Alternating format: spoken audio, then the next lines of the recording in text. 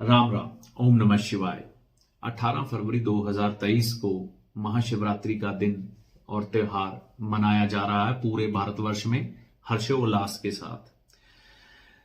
वैसे तो शिवरात्रि हर मास की अमावस तिथि से एक दिन पहले मनाई जाती है, लेकिन फागुन मास की शिवरात्रि विशेष शिवरात्रि बन जाती है शिव भक्तों के लिए, क्योंकि इस दिन भगवान शिव ज्योतिर्लिंग व शिवलिंग के रूप में इस धरती पर अवतरित हुए थे। शिव और शक्ति के मिलन की रात के तौर पर भी ये दिन मनाया जाता है भगवान शिव के विवाह के उपलक्ष्य में, क्योंकि इसी दिन शास्त्र कहते हैं कि भगवान शिव और शक्ति का मिलन हुआ था। और इसी ही दिन ऊर्जा का प्रवाह, यानी कि जो ऊर्जा होती है वो ऊपर की तरफ उठती है इस धरती से, तो विशेष दिन बन जाता है ये साधकों के लिए। अगर तो आप अपनी आर्थिक उन्नति चाहते हैं तो व्रत अगर आप करते हैं तो जरूर करें। साथ में व्रत करते हुए कुछ विशेष चीजों का अगर आप दान करते हैं तो आपको लाभ की प्राप्ति अधिक होगी।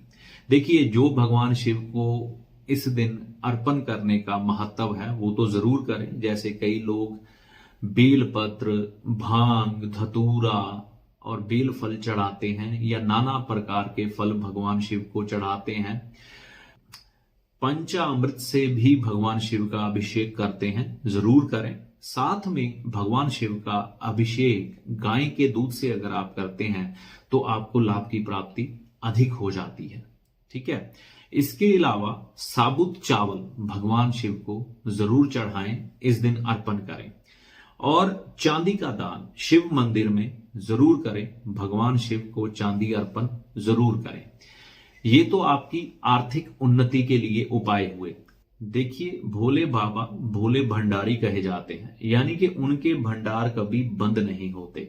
तो अगर हम भोले बाबा यानी कि भगवान शिव के नाम पर भंडारा करते हैं और उस भंडारे में खीर का हम भंडारा करते हैं या दूध का भंडारा करते हैं तो भगवान शिव की आप पर विशेष कृपा बरसेगी। आर्थिक तौर पर, मानसिक तौर पर आप मजबूत होंगे।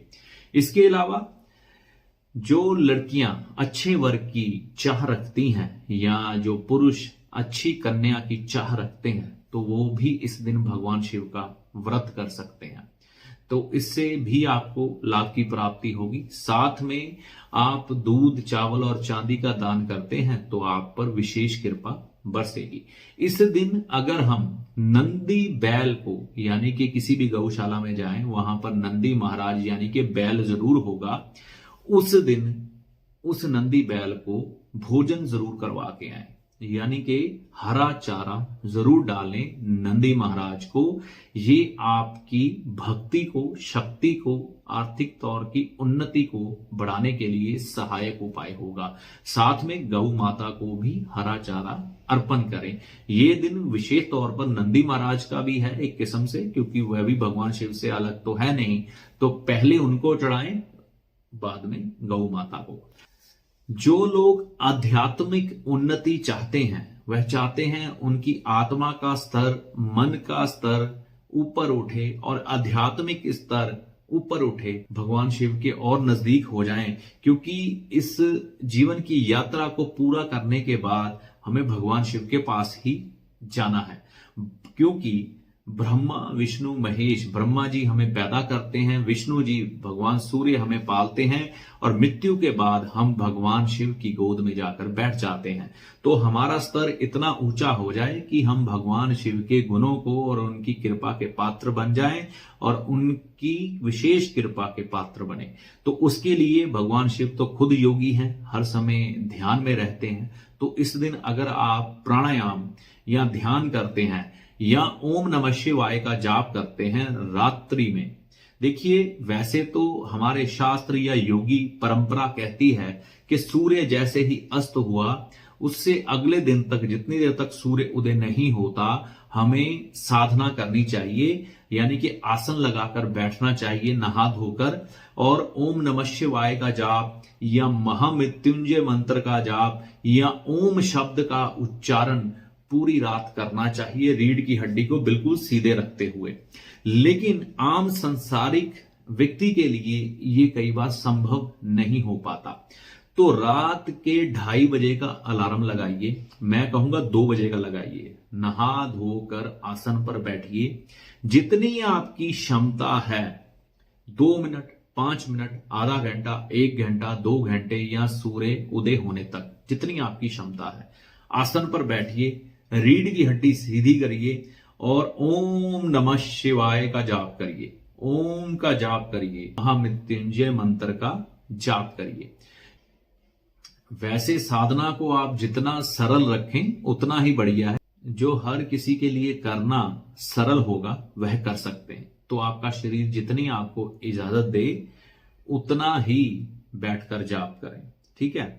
और संभव हो सके तो इस रात को लेटे ना, बैठे रहें। रीढ़ की हड्डी यानी कि केतु, जिसकी रीढ़ की हड्डी मजबूत है उसका केतु मजबूत होता है। तो इसलिए इस दिन रीढ़ की हड्डी को सीधा रखने का विधान है। तो केतु को मजबूत करने के लिए भी इस दिन का विशेष महत्व है, खास तौर पर रात को 2:30 बजे के करीब। तो तीनों स्तर आपके ऊपर उठेंगे, यानी कि आर्थिक तौर पर आप मजबूत होंगे, जो मैंने उपाय बताए, और अगर साथ में भंडारा करते हैं। और आत्मिक तौर पर, मन के तौर पर आप मजबूत होंगे अगर आप साथ में आराधना भी कर लेते हैं रात को, शिवरात्रि की रात को। और आध्यात्मिक तौर पर भी आप भगवान शिव की विशेष कृपा के पात्र बनेंगे। इसके साथ साथ अगर आप इस दिन अपनी मां को और पिता को विशेष तौर पर प्रसन्न करते हैं, यानी कि उनको उनकी मनपसंद कोई चीज लेकर देते हैं या भोजन करवाते हैं या उनकी किसी खुशी का ख्याल रखते हैं, तो भगवान शिव जो हमारे लिए मां के भी कारक हैं वह हमें विशेष कृपा प्रदान करते हैं। अगर आपने किसी विधवा स्त्री या अपनी मां का दिल या मां समान किसी स्त्री का दिल इस दिन दुखा दिया, तो आपकी ये सारी तपस्या, यानी कि जो आपने व्रत के रूप में की, जो भगवान शिव के मंदिर में जाकर आपने उनकी आराधना की, भंडारा किया, साधना की, सारी व्यर्थ चली जाएगी। तो विधवा स्त्री और अपनी मां या मां समान स्त्रियों का इस दिन सम्मान करें, उन्हें खुश रखने का प्रयास करें। आप देखिए, इन छोटी छोटी बातों का ध्यान रखकर ही आप महाशिवरात्रि का भरपूर लाभ उठाएंगे और भगवान शिव की कृपा के पात्र बनेंगे। देखिए, ये जो व्रत त्योहार है ये हमारी उन्नति के लिए ही बनाए गए हैं, तो इस दिन का विशेष लाभ उठाएं।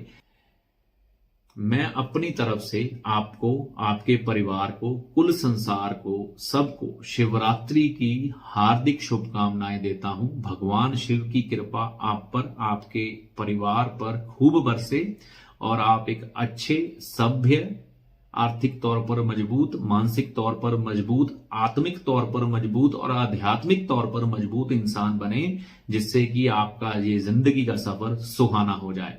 तो भगवान शिव के नाम पर ये वीडियो था, तो भगवान शिव का नाम लेते हुए ही मैं ये वीडियो खत्म करूंगा।